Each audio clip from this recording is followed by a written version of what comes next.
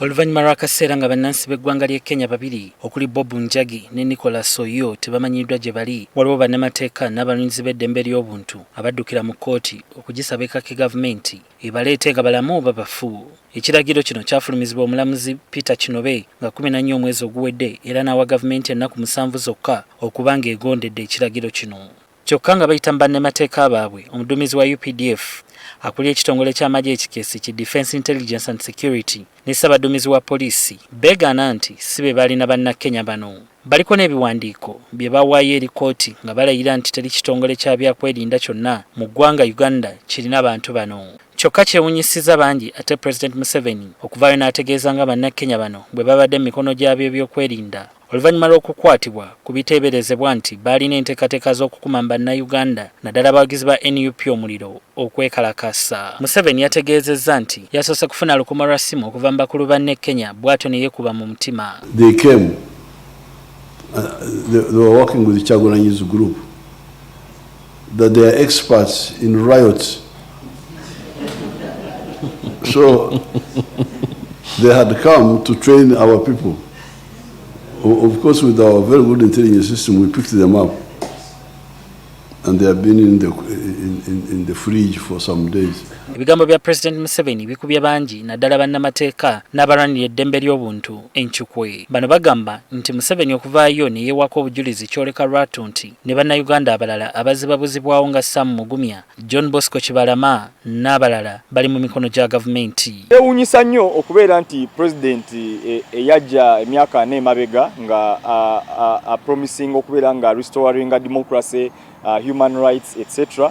ate kati yavaayo na confirming nti gavumenti ye erina ebintu bino ebibyekola ng'okubuzibwa abantu, kubanga si kirungi okubeera nga abantu babuzibwawo.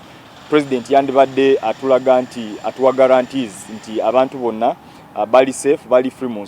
Ate kino si kyanjawulo kwebirala ebize ebibaawo. Jjukira mu kulondo kwaggwa omusajja gwe baali bayita Zibra Senyange gwe baakuba amasasi n'afa. Abakulembeze b'enjawulo naddala mu bitongole by'okwerinda baavaayo ne beegaana nti be bakikoze, naye mukama waabwe bwe yavaayo n'akonfaminga oba n'akakasa nti be bamusse. Munnaffe Ed Mutwe juzi bwe yali mukomera nga bonna beegaana nti be bamulina, aduumira amagye yavaayo n'agamba nti abadde mu basement. Ekyongera kukakasa nti bano bo ebyamateeka tebakyabisaamu kitiibwa. Okusibibwa ebbanga lye bamaze nga bali mbuwambe abatugaba badde emikolo gya SFC mu mateeka gaffe teriyo detention mu mateeka majikiddwa nga SFC eri gazetted eyeba irigo oba wabweru w'amateeka. Bano balabudde bannansi mu mawanga ga East Africa okwesiba ebbiri kuba kirabika nga abakulembeze b'amawanga gano tebakyassa kitiibwa mu ddembe ly'obuntu. So kitiisa nnyo ate kibi, tukivumirira nnyo nti gavumenti ereme okubeera ng'ekozesa zino practices okubeera ng'ebuzaawo abantu babeere nga munnansi afuna guarantees nti bw'abeera wano kabeere munnansi wa East Africa oba wa Kenya oba wa Tanzania nti asobola okubeerawo ng'alina eddembe lye nga tabuzibwawo oba talina bulabe bwonna bumutuukisibwako. Era mmanyi mugenda kuvaamu ebibuuzo bingi ne ku mutendera gwa East African Community mu Parliament ya East Africa alina okutwalira wamu bwe tukomawo mu Uganda. Amateeka gaffe gagamba omuntu yenna bw'abanga akwatibwa nga si munnansi nga tebalina kigendererwa kimuvunaana mu nsi eyo alina kukwatibwa onule nga nsi mwava ye mutumizza. Bagasseko nti ne kkooti zirina obuvunaanyizibwa okwekenneenya ensonga bulungi awatali kwekubira kisobozesa okuwa ensala etali mu kyekubira wabula ejjudde amazima.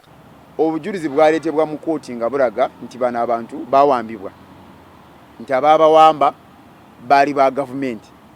So kkooti obuvunaanyizibwa bwayo bwali bwa kusalawo nti ddala bano abantu baawambibwa, gavumenti ye balina ate basaana either okutwalibwa mu kkooti oba okubeera released.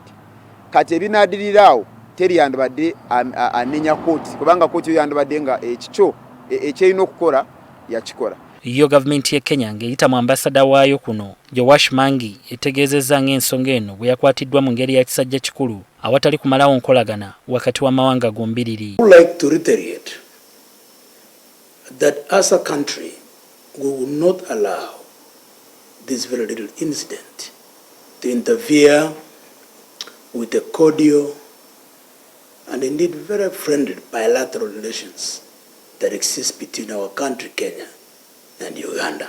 Mangi agasseko n'okufalaasira bannansi ba Kenya okwesonyiwa ebyobufuzi bya Uganda nga bwe baagala okubyetabamu babyetabiremu mu nsi yaabwe. We therefore urge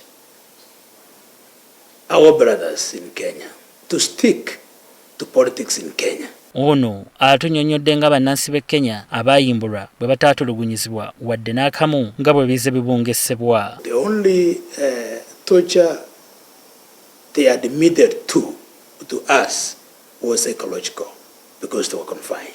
Ku nsonga y'okuba ng'eddembe ly'abano ery'okozesebwa mu kkooti lyatyobolebwa, agamba takimanyiiko nga bwe babeera tebaaweebwa mukisa baddembe okwekubira endulu mu kkooti kasita babeera balina obujulizi. Okusinziira ku Mangi, bannansi ba Kenya bano baali bazze okulambula ebifo awasangibwa amazike oluvannyuma lw'abalambuzi okuva mu ggwanga lya Canada bye baali basuubira okugenyiwalako wano mu ggwanga. Beka Senyonga Mulinde, NTV Akawungezi.